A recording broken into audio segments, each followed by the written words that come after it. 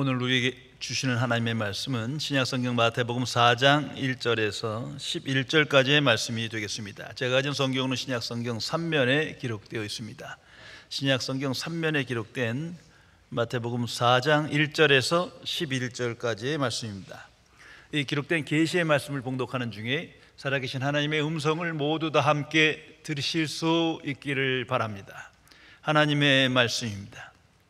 그때 예수께서 성령에게 이끌리어 마귀에게 시험을 받으려 광야로 가사 40일을 밤낮으로 금식하신 후에 줄이신지라.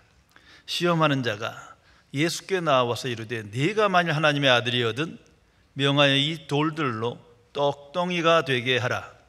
예수께서 대답하여 이르시되 기록되었으되 사람이 떡으로만 살 것이 아니요 하나님의 입으로부터 나오는 모든 말씀으로 살 것이라 하였느니라 하시니, 이에 마귀가 예수를 거룩한 성으로 데려가 성전 꼭대기에 세우고 이르되 네가 만일 하나님의 아들이거든 뛰어내리라. 기록되었으되 그가 너를 위하여 그의 사자들을 명하시리니 그들이 손으로 너를 받들어 발이 돌에 부딪히지 않게 하리로다 하였느니라.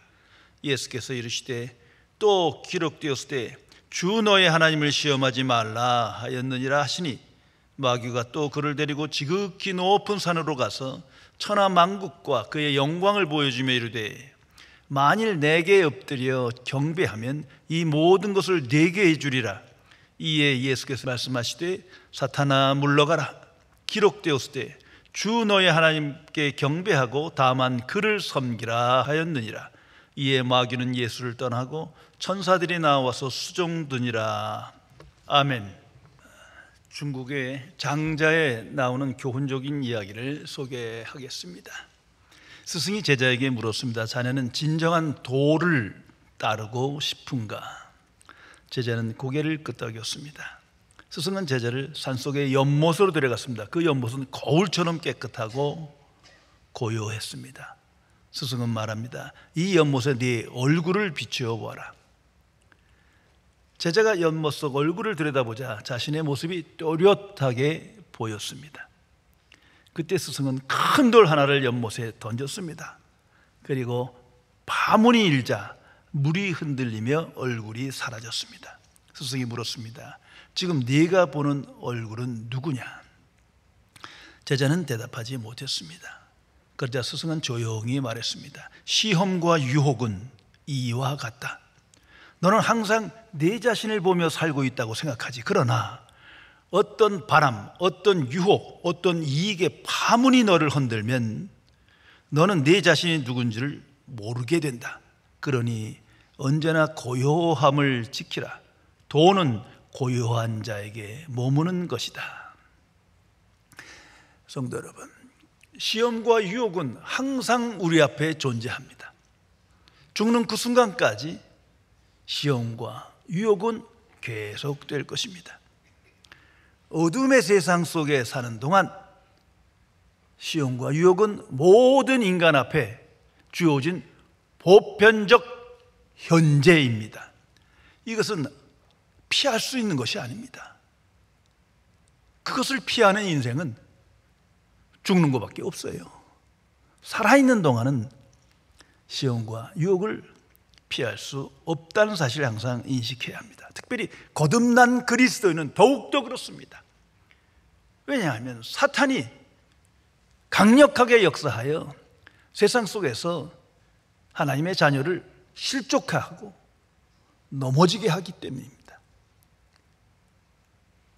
우리는 때로는 이 큰 시험과 시련을 만날 때 도저히 이길 수 없을 만큼 너무나 강력하다고 느끼며 절망할 때가 많습니다. 그러나 이 모든 것은 사탄의 속임수입니다.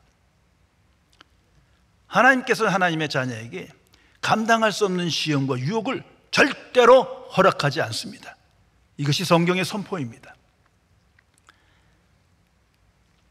존경받는 랍비에게 한 제자가 질문을 합니다. 스승님, 시험과 유혹과 고난은 어떻게 다른 것입니까? 랍비는 조용히 세 개의 돌을 꺼냈습니다. 먼저 이 돌은 유혹이다. 보기에는 좋고 만지면 부드럽다. 그러나 그 속은 텅 비어 있다. 잡으면 손은 기쁘나 마음은 비워진다. 이제 두 번째 돌을 들어 제자에게 쥐게 했습니다. 이 돌은 시험이다. 보기에 단단하고 무겁다.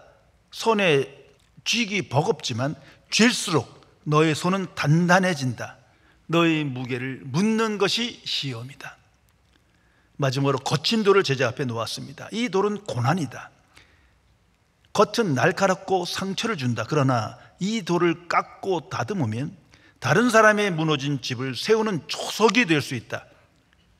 그제야 제자는 고개를 끄덕이며 말했습니다.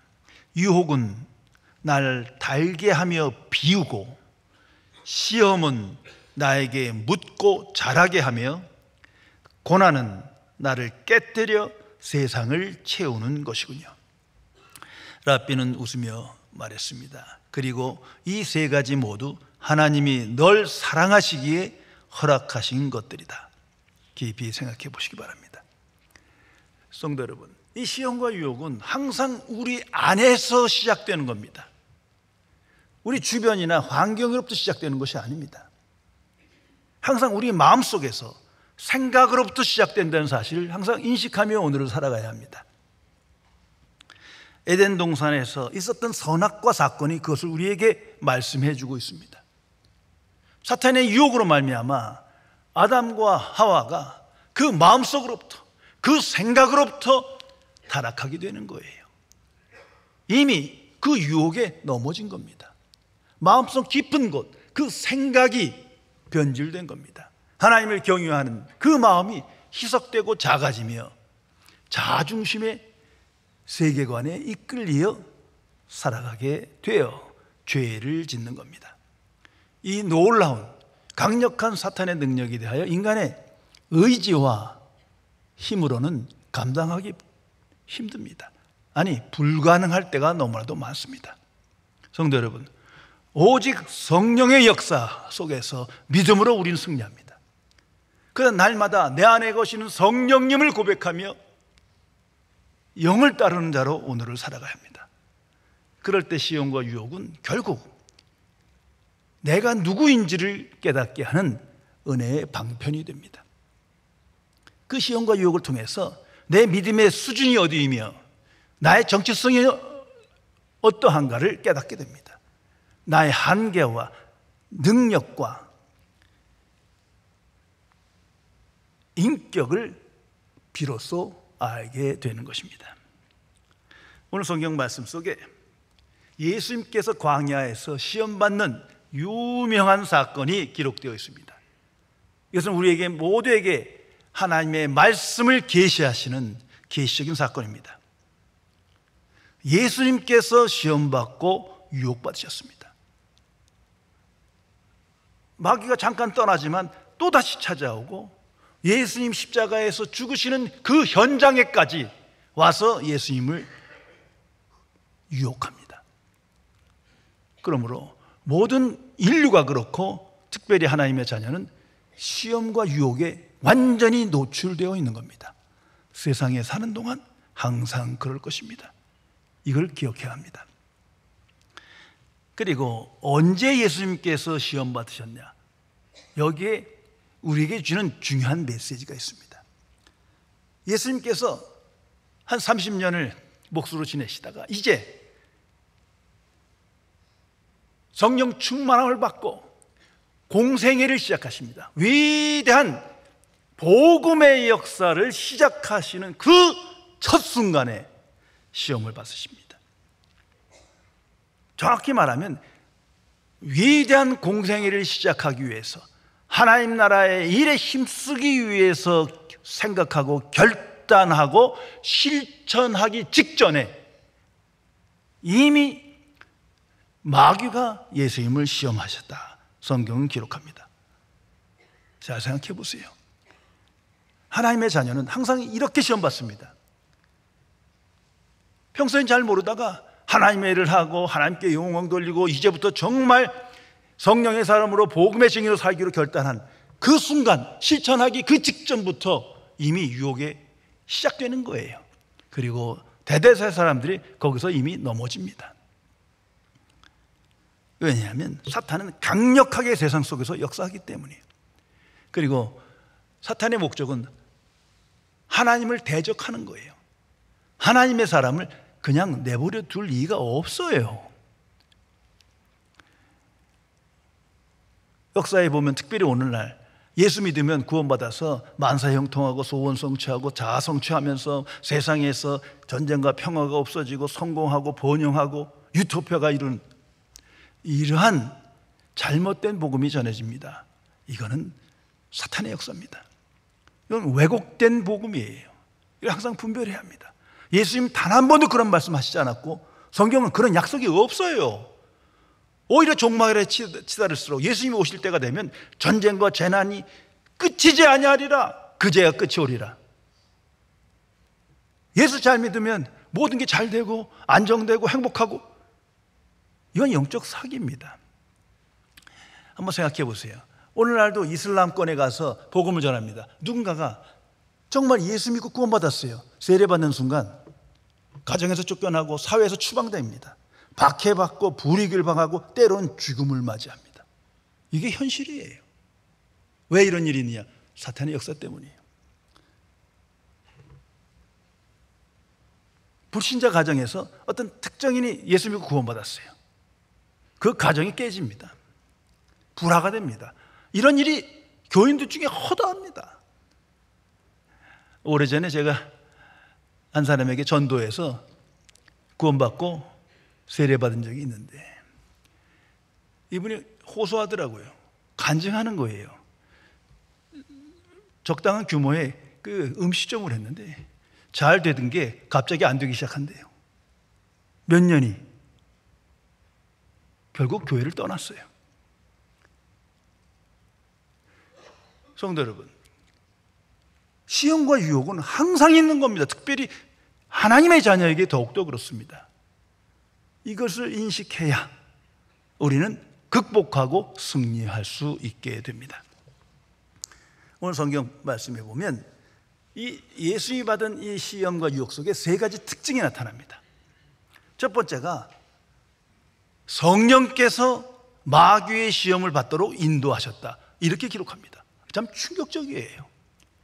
누가복음에 같은 사건이 기록됐는데 거긴 예수님께서 성령 충만하여 성령께서 직접 마귀에게로 인도하여 시험받게 하시더라, 이렇게 기록합니다. 오늘 본문도 그런 맥락이에요. 얼마나 충격적입니까? 우리는 흔히 성령 받고 성령 충만을 받으면 모든 게 다 잘 돼야 되는 거 아닙니까? 시험과 유혹도 없고 고통과 고난이 없어야 된다. 이게 샤머니즘이 이것부터 없애야 돼요. 성경은 그렇게 말씀하지 않습니다. 성경은 그렇게 진술하고 있지 않아요. 오히려 성령 충만하면 시험과 유혹이 무엇인지 분별하기 시작합니다. 오히려 그것이 더 구체적으로 내게 다가오고 체험됩니다. 예수님께서 성령 충만하여 성령께서 예수님을 광야로 인도하여 마귀에게 시험받게 하더라, 이게 성령의 역사예요. 그러니까 성령 충만하여 소원을 성취하고 무슨 병을 낫고 성공하고, 이건 가짜 복음입니다. 이런 데 끌려가지 마세요. 성령께서는 시험과 유혹을 극복하고 승리하게 하십니다. 이건 차원이 다른 거예요. 성령 충만하여 시험과 유혹을 피할 수 있는 것이 아니라는 사실을 항상 기억해야 합니다. 한편 상상력을 넓혀서 사탄의 입장에서 생각해 보세요. 사탄의 입장에선 가장 위협적이고 강한 적이 누굽니까? 성령을 따르는 사람이에요. 성령을 받은 자예요. 오직 하나님께 영광 돌리며 복음의 증인으로 살아가는 사람이에요. 어떻게든지 쓰러뜨려야 되는 거예요. 그래서 시험과 유혹은 항상 있는 겁니다. 또 다른 특징은 성자 하나님께서 마귀에게 시험을 받았다 이거예요. 사탄의 졸개 마귀에게 시험 받으십니다. 어떻게 이런 일이 있습니까? 그것은 예수님께서 육신을 입고 인간이 되셨기 때문이에요. 정말 성자 하나님께서 성령으로 잉태해서 육신을 입고 인간으로 이 세상에 계셨기 때문입니다. 그래서 육신을 갖고 있는 한 항상 시험을 받는 겁니다. 모든 인간도 동일합니다. 그런데 지금 이 본문에 나왔던 사건은 실제 어떤 일이 구체적으로 나타났다는 게 아니에요. 이게 지금 생각이 마음속에서 이미 이런 시험을 받는다는 거예요. 이게 마귀의 가장 강력한 수단입니다. 이 가룟 유다를 생각해 보세요. 어떻게 예수님이 3년 동안 있었는데 그 많은 이적을 나타나고 이적을 받고 그 귀한 말씀을 듣고 따라다녔는데 어떻게 예수님을 팔 생각을 합니까? 그리고 그걸 실천합니까? 이 질문의 답이 요한복음 13장이 잘 기록됩니다. 마귀가 예수를 팔 생각을 유다의 마음속에 집어넣더라. 이쯤 되면 이제 거의 99% 넘어진 거예요. 또 여러 가지 이유로 거기에 편승하며 그것을 실천하게 됩니다. 예수님께도 다가서서 유혹하는 마귀, 일반 사람, 특별히 그리스도인 항상 여기에 노출되어 있다는 것을 기억해야 합니다. 우리의 생각, 거기로부터 유혹과 시험이 시작됩니다. 그 성경은 말합니다. 육신의 생각에 이끌려 살지 마라. 그 끝은 사망이라.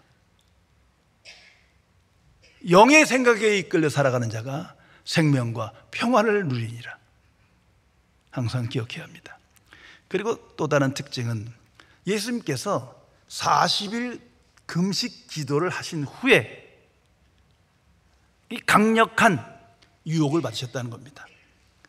왜냐하면 이때가 가장 영적으로 강력할 때이기 때문이에요. 그러므로 우리가 하나님의 일에 헌신하고 열심을 내고 사역에 정말 전념할 때 그때가 가장 위험한 거예요. 어떻게 아무것도 안 하고 하나님 자녀답게 살지 않으면 이게 뭐 그냥 내버려두고 그냥 자기 거 한 거예요. 사탄 입장에서는. 그런데 이 사람이 정말 구원받고 예수님을 증거하고 십자가의 복음을 생각하면서 하나님의 자녀답게 살려고 그래. 이 가만 내버려 두겠습니까? 더욱더 열심인데 꼭 넘어뜨려야 되는 대상이 됩니다. 그 실제 우리 교회에서 보면요, 이 사역 중에, 많은 봉사 중에, 많은 기도를 하고 남을 돕는 중에 꼭 사고가 나요. 그 안에 서로 싸우고 다투고 의견이 틀어지고 때로는 실망하고 상처받았다 그러고, 대부분의 사람은 그 시련을 통해서 더 굳센 믿음을 갖게 되지만 소수의 사람은 거기서 무너집니다.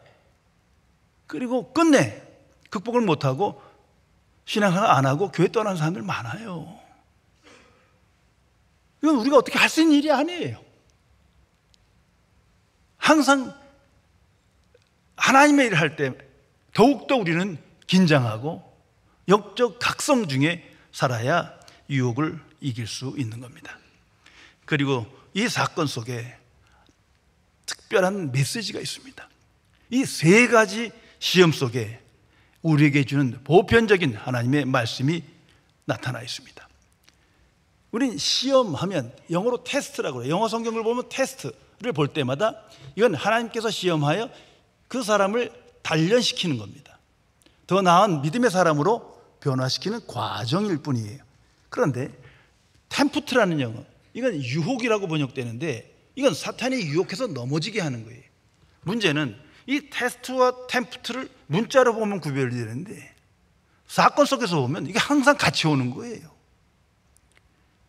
그것을 극복하고 이기면 테스트가 되는 것이고 넘어지면 그게 템프트예요. 우리 결과를 놓고 알 수 있는 거지 이 시험과 유혹은 항상 같이 일어납니다. 이 세상은 사탄의 역사 속에 세 가지 축으로 움직입니다. 그것이 경제, 정치, 그리고 종교입니다. 이건 고대사부터 지금까지 이 세 가지가 삼각형을 이루어서 서로 영향력을 끼치며 세상은 굴러가는 거예요. 자, 왕권 시대에는 이 세 축 중에 가장 으뜸이 정치입니다. 이 정치가 모든 걸 좌우하는 것 같지만 경제와 종교가 같이 역할을 감당하는 거예요. 중세 때는 유럽에 가장 중심적인 역할을 했던 것이 종교예요. 왕은 교황 밑에 있어요. 가장 타락한 시기가 그때가 되는데, 이 또한 이 세 가지가 같이 상호작용하면서 세상을 끌어갑니다. 오늘은 경제가 으뜸이죠. 어디든지 경제 문제 해결 안 되면 다 대통령 뽑아주고 유명인 되고 그러는 거예요. 그 정도로 경제가 가장 중심이에요. 그리고 나머지 두 축이 정치와 종교가 서로 영향을 서로 보완적으로 끼치며 세상을 끌어갑니다. 그런데 예수님이 당한 이 시험, 그 사건 속에는 바로 이 경제, 종교, 정치, 이 세 가지 축의 시험이 나타나 있는 겁니다. 먼저 굶주린 예수님에게 40일 동안 금식했어요. 돌이 떡이 되라 말씀하십니다. 우리 예수님의 생애를 봐서 알지만 이것이 너무나 쉬운 일이에요. 실제로 오병이의 사건을 통해서 그런 일을 행하셨어요. 이게 바로 경제적 시험입니다. 지금 예수님은 공생애를 시작하시면서 하나님 나라의 구원의 역사를, 복음의 역사를 이루시고자 하는 거예요. 그런데 이 경제 문제를 해결해서 하나님의 나라를 선포하고 구원의 역사를 이루면 된다, 이렇게 마귀가 속삭이는 겁니다. 거기다가 내가 하나님의 아들이거든, 정말 내가 하나님의 아들이면 이렇게 경제 문제를 해결해서 세상을 깜짝 놀라게 하고 세상 사람이 너를 따르게 하라, 지금 이 말이에요. 오늘날도 보세요. 만약 교회가 하나님의 능력 속에 경제 문제를 해결했다고 생각해 보세요. 차고 넘칠 거예요. 온 세상이 기독교 국가 될 거예요. 이것도 쉬운 게 더 어디 있어요? 분명한 건 예수님을 하실 수 있는데 안 하십니다. 이 무엇을 안 하셨나를 아셔야 돼요. 그래야 시험과 유혹에 빠지지 않습니다. 그럼에도 불구하고 역사에서 보면 계속 이 경제 문제를 건드리면서 종교를 만들고 기독교를 타락시키는 일이 벌어집니다. 대표적인 게 통일교예요. 그 문선명이라는 작자가 예수님은 이미 실패한 사람이고 자기가 제2의 예수 아닙니까? 어떤 면에서? 경제 문제. 경제 문제를 해결하지 못하고 무책임하게 죽었다는 거죠. 자기가 제2의 예수로 그 문제를 해결한다고 해갖고 기업을 통해서 지금 유명인이 되고 성공한 거예요. 물론 지옥 가겠지만. 그러나 얼마나 많은 사람이 거기에 따라갑니까?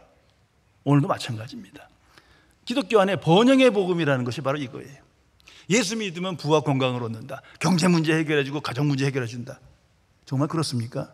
이게 영적 사기인데 이게 참 달콤한 거예요. 끌려가요. 이러한 교회 성장은 교회의 부패요 타락입니다. 이건 하나님의 방식이 아니에요. 예수님은 거절하십니다. 두 번째가 성전 꼭대기에 올라가서 뛰어내리라 말합니다. 이건 종교적 시험이에요. 내가 하나님의 아들이거든. 지금 그의 믿음을 시험하는 거예요. 내가 만일 하나님의 아들이거든 하나님께서 그냥 두실 리가 있냐? 천사들을 보내서 너를 받들어 수종할 것이다. 뛰어내리라. 이것은 기적을 통해서 하나님의 나라를 이루고 복음 사역을 완성하라는 유혹입니다. 예수님은 기적을 일으키실 수 있는 분이에요. 그러나 안 하시는 거예요. 그것이 십자가입니다. 하나님의 방식이 하나님의 때야 하지만 그런 방식으로는 아니에요. 하나님의 뜻은 복음을 통해서, 십자가의 복음입니다. 복음 진리를 통해서 구원의 역사를 완성시킵니다. 그 핵심이 십자가입니다. 사랑과 희생과 수고 없는 기적을 통해서 단번에 복음의 역사를 일으키고 사람들에게 영향을 끼쳐라. 이건 사탄의 역사예요. 기독교의 복음은 전혀 아닙니다. 하나님의 뜻이 아닙니다. 한번 생각해 보세요. 뛰어내리면 어떻게 되겠어요? 아무리 예수 믿어도 죽는 거예요. 왜? 그게 창조의 질서예요. 하나님의 뜻인데 쥐어 하고 뛰어내리면 되겠어요? 죽는 거예요. 스스로 시험에 빠진 겁니다. 그리고 세 번째가 내게 절하라 말합니다. 그러면 세상에 영광을 주마.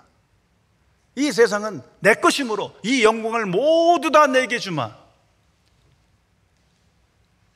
정치적 시험입니다. 왜냐하면 타협하라는 거예요. 나와 타협해라. 딱 한 번만. 그러면 이 세상을 다 주마. 이 세상에 하나님 나라를 선포하고 하나님께 영광 드리는 모든 백성들에게 다 주마. 나 방해 안 하마. 지금 그 말이에요. 이것은 하나님의 뜻이 아닙니다. 불의와 타협해서 하나님의 뜻을 이룬다? 그건 더 큰 악이에요. 세상과 타협해서 세상 방식으로 하나님께 영광 돌린다? 말은 그럴듯하지만 그건 하나님을 추상화하고 모욕하는 겁니다. 성도 여러분, 오직 예수 그리스도 이름으로만 구원받습니다. 십자가의 복음을 믿음으로 하나님의 자녀됩니다. 그 외에 다른 길 없어요. 이걸 조금이라도 가감하면 그건 세상과 타협하는 것이요 사탄과 타협하는 거예요. 이건 무서운 죄입니다. 그래서 타 종교로부터 그리고 세상으로부터 기독교는 배타적이라고 비난받는 거예요. 그래도 어쩔 수 없어요. 오직 예수 그리스도의 이름으로 구원받는 거지 그 외에는 다 헛거요. 다 우상이에요. 그래서 박해받고 세상으로부터 많은 비난을 받게 됩니다.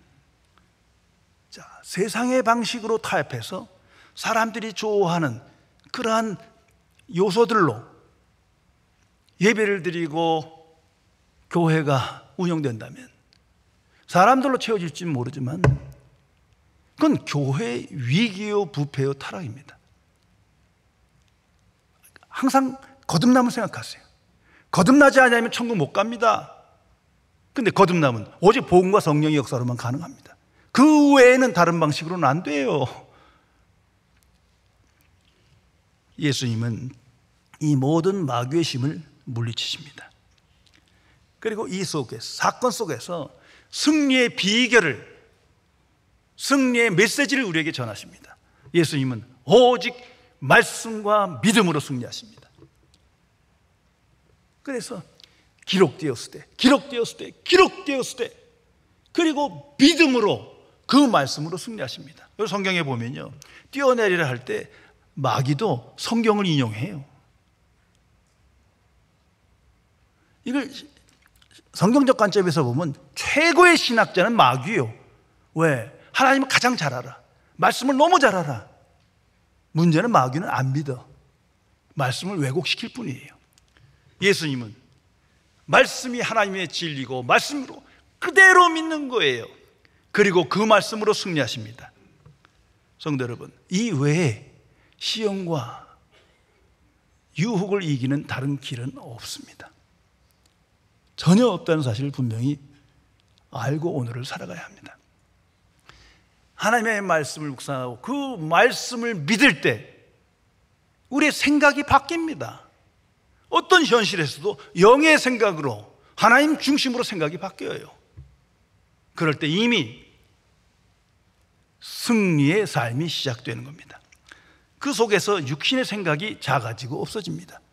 이것이 예수님의 승리의 방식이에요. 먼저 언제 어디서든 그리스도인은, 하나님의 자녀는 성령을 따르는 자로 영의 생각으로 충만해야 합니다. 그때 무엇이 시험이고 무엇이 유혹임에 분별이 되며 그 삶 속에서 더 큰 지혜를 얻고 능력을 체험하며 승리하게 됩니다. 영국의 수상으로 널리 알려진 처칠은 그리스도인입니다. 기도의 사람이었어요. 그는 2차 세계대전의 영웅으로 불리지만 그의 정치 인생은 비판과 실책, 유혹과 조롱의 연속이었습니다. 총리를 여러 번 했지만 또 거기서 낙마하기도 하고, 그의 때의 별명이 있어요. 낡은 정치인, 실패한 연설가. 이런 수모를 받고 산 인생입니다. 그러다가 2차 세계대전이 터지고 독일의 위협 속에 다시 수상이 됩니다만 의회가 인정하지 않아요. 또 조롱합니다. 나이 많은 늙은이, 과거 실패 정력이 많은 자 하고 비웃었어요. 그럼에도 불구하고 그는 단상에 올라가 단 한마디를 던졌습니다. 나는 중간에 포기한 적이 없습니다. 나는 어떤 시험과 위협에도 포기한 적이 없습니다. 근데 이 한마디가 영국 국민의 마음을 울려요. 위로를 주고 용기를 주고 힘을 줍니다. 유혹은 이제 그만하라 속속이고, 시험은 넌 안 된다 밀어내지만, 믿음은 지금부터 다시 시작하자고 부릅니다. 처칠은 그 믿음으로 승리의 지도자가 된 것입니다. 깊이 생각해 보시기 바랍니다. 탈무드에 있는 내용입니다. 한 제자가 물었습니다. 스승님, 유혹은 왜 항상 좋은 얼굴을 하고 다가옵니까? 스승은 제자를 작은 강가로 데려갔습니다. 그리고 낚싯대를 던지며 말했습니다. 물고기는 바늘을 모르고 미끼만 본다. 미끼가 아름다울수록 그 끝에 숨겨진 바늘은 날카롭다. 제자가 물었습니다. 어떻게 그 유혹을 이길 수 있습니까? 스승은 대답합니다. 물고기가 배부르면 바늘을 물지 않듯 마음이 하나님으로 채워진 사람은 유혹의 미끼를 물지 않는다. 거듭난 그리스도는 믿음의 사람입니다. 그 믿음은 삼위일체 하나님을 믿고 하나님의 복음을 믿는 겁니다. 성령의 역사를 믿는 겁니다. 정말 믿고 살아갑니다. 그래서 믿음으로 영의 생각에 이끌려 이전과 구별된 하나님의 자녀되온 인생을 살아가게 됩니다. 오직 믿음으로 그리스도 안에 연합하여 주와 동행하며 시험과 유혹을 이기며 극복하며 마귀와 사탄과 세상에 대하여 승리하는 삶을 우리는 살아가야 합니다. 그것이 믿음의 능력입니다. 그런데 이 믿음은 시험과 유혹을 통해서만, 고난과 고통을 통해서만 단련되고 온전해지며 날마다 새로워집니다. 항상 그렇습니다. 이미 우리가 항상 경험하는 거예요. 그래서 하나님께서 하나님의 자녀에게 시험과 유혹과 고통과 고난을 허락하십니다. 이것이 하나님의 구원의 경륜입니다. 그래서 하나님의 자녀는 온전한 믿음을 갖기 위하여 항상 성령께 삶을 의탁해야 합니다. 내 안에 거하시는 성령을 고백하며 성령을 따르는 자로 하루하루를 시작하며 살아가야 합니다. 그럴 때 영의 생각에 이끌려 비로소 주께서 주시는 신령한 복을 누리며 은혜와 평강의 삶을 고백하며 육신의 생각을 끊고 버리는 구별된 인생을 살게 됩니다. 그리고 성령은 항상 우리를 예수 그리스도께 인도합니다. 십자가에 죽으셨으나 부활하신 그리스도를 바라보게 합니다. 살아계신 그리스도와 함께하는 삶을 지향하며 그리스도를 본받고 따르는 삶을 살게 하십니다. 그리고 복음을 자랑하며 십자가의 복음을 증거하며 주의 나라와 주의 의를 먼저 구하여 언제 어디서나 승리하는 권세 있는 삶을 살도록 역사하십니다. 기도하시겠습니다. 창조주이시며 거룩하신 하나님 아버지, 어두운 세상 속에 항상 시험과 유혹이 있고 고통과 고난의 연속이 있건만 아직도 온전한 믿음의 생각에 이끌리지 못하여 시험과 유혹이 없는 인생을 살며 기적과 같은 인생을 구하며 소원 성취를 바라며 잘못된 신앙생활을 하면서도 깨어 기도하지 아니하고 회개하지 아니하는 미련한 죄인을 용서하여 주옵소서. 성령을 받았으나 성령을 따르지 아니하고 성령을 따르는 자나 영의 생각에 이끌리지 못하여 성령을 추상화하며 성령께 근심을 드리어 또다시 옛사람의 본성에 이끌려 살아가는 미천한 죄인을 불쌍히 여겨 주옵소서. 나의 주 성령이시여, 진실로 날마다 내 안에 거하시는 성령을 고백하며 성령께 삶을 의탁하고 순종하여 영주도적인 인생을 살며 영의 생각에 이끌려 육신의 생각을 버리고 이제는 오직 주의 약속을 붙들고 믿음으로 승리하는 복음의 증인으로 오직 하나님께 영광 돌리는 인생을 살도록 지켜 주옵소서. 주 예수 그리스도의 이름으로 간절히 기도드리옵나이다. 아멘.